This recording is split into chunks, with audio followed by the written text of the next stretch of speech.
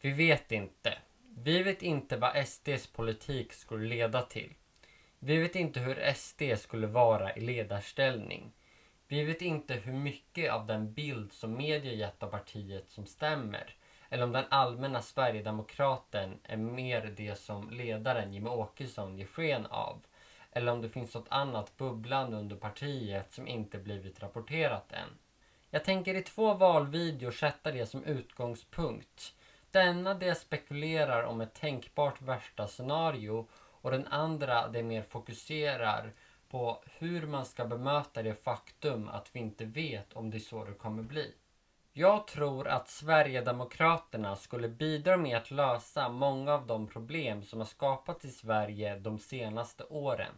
Som gängkriminalitet, integrationsproblem och islamisering. Men då måste man också fråga sig vilka medel är det då de vill använda för att lösa de här problemen. Vi kan exempelvis ta deportering. Deportering låter i sig som någonting väldigt bra. Att man får bort de invandrare som inte ska vara i det här landet. Men medlen som man tänker använda är inte särskilt humana. Man får exempelvis inte bara trycka in någon på planet och för att lösa det så förespråkar SD mer än något annat parti förvar. Förvar är ett system där man häktar människor som inte har begått något brott. Antingen för att de ska välja att ta planet istället eller för att man tror att de kan fly. Men det kan också vara för att polisen anser att de inte är samarbetsvilliga och undanhåller information. Så om man exempelvis inte har någon information som polisen tror att man har så kan man också hamna i förvar. Rent generellt så är SD ganska polisiära. De vill exempelvis öka straffen för många brott. Och på vissa som våldtäkter är det helt nödvändigt.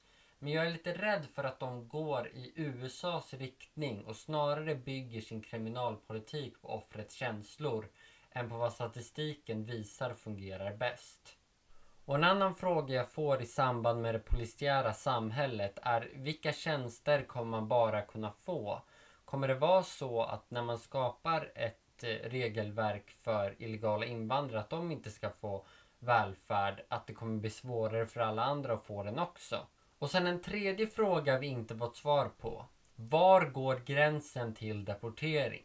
Jag håller med om att de värsta av kriminella absolut ska skickas ut.